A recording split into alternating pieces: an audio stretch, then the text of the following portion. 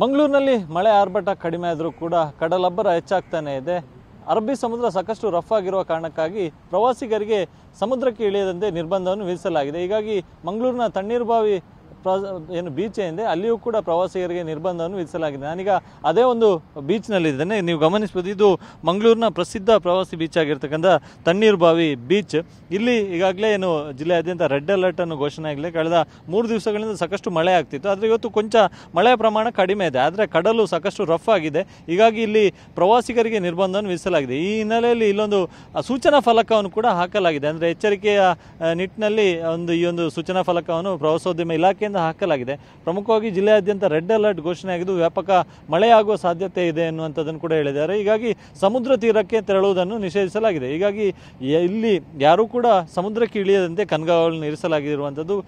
Life guard ಸಿಬ್ಬಂದಿಗಳು ಕೂಡ ಸ್ಥಳದಲ್ಲೇ ಮೊಕ್ಕಾಮು ನೀಡಿದ್ದಾರೆ. ಯಾಕಂತೇಳಿದ್ರೆ ಜಿಲ್ಲೆಯಿಂದ ಮಾತ್ರ ಅಲ್ಲ, ಹೊರ ಜಿಲ್ಲೆ ಹೊರ ರಾಜ್ಯಗಳಿಂದ ಪ್ರವಾಸಿಗರು ಬರ್ತಾರೆ. ಅವರಿಗೆ ಕಡಲಿನ ಈ ಗಂಭೀರತೆ ಅಂದರೆ ಎಷ್ಟು ರಫ್ ಆಗಿದೆ ಅನ್ನುವಂಥದ್ದು ಗೊತ್ತಿರೋದಿಲ್ಲ. ಸೊ ಹೀಗಾಗಿ ಅವರು ಯಾರು ಕಡಲಿಗೆ ಇಳಿಯದಂತೆ ನೋಡ್ಕೊಳ್ಳೋದಕ್ಕೆ ಲೈಫ್ ಗಾರ್ಡ್ ಕೂಡ ಸಿಬ್ಬಂದಿಗಳು ಕೂಡ ಇದ್ದಾರೆ. ಇದರ ಜೊತೆಗೆ ಕಡಲ ತೀರದುದ್ದಕ್ಕೂ ಕೂಡ ಏನು ಹಗ್ಗದ ಒಂದು ತಡೆಬೇಲಿಯನ್ನು ಕೂಡ ಮಾಡಿರುವಂಥದ್ದು. ಯಾಕಂದರೆ ಹೇಳಿದ್ರೆ ಅದಕ್ಕಿಂತ ಮುಂದೆ ಯಾರು ಕೂಡ ಹೋಗಬೇಡಿ ಅನ್ನುವಂಥ ನಿಟ್ಟಿನಲ್ಲಿ ಕೆಂಪು ಬಣ್ಣದ ಎಚ್ಚರಿಕೆ ಫ್ಲಾಗ್ ಅನ್ನು ಕೂಡ ಹಾಕಲಾಗಿದೆ. ಹೀಗಾಗಿ ಬೀಚ್ ಸಂಪೂರ್ಣ ಖಾಲಿಯಾಗಿದೆ.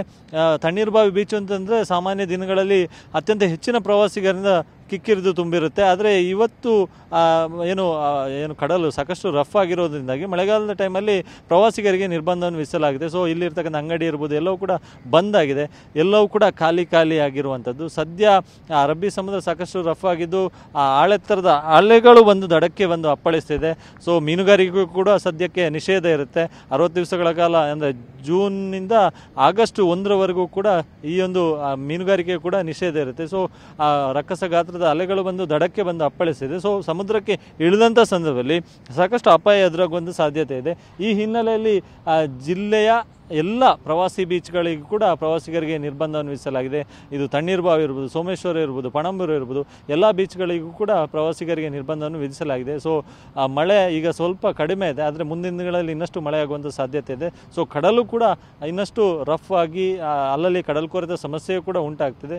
ಸೊ ಈ ಹಿನ್ನೆಲೆಯಲ್ಲಿ ಪ್ರವಾಸಿಗರು ಯಾರೂ ಕೂಡ ಸಮುದ್ರಕ್ಕೆ ಬರಬಾರ್ದು ಎನ್ನುವಂಥ ನಿಟ್ಟಿನಲ್ಲಿ ಜಿಲ್ಲಾಡಳಿತ ಕೂಡ ಎಚ್ಚರಿಕೆಯ ಸಂದೇಶವನ್ನು ರವಾನಿಸಿದೆ. ಕ್ಯಾಮರಾ ಪರ್ಸನ್ ರಾಜೇಶ್ ಜೊತೆ ಅಶೋಕ್, TV9 ಮಂಗಳೂರು.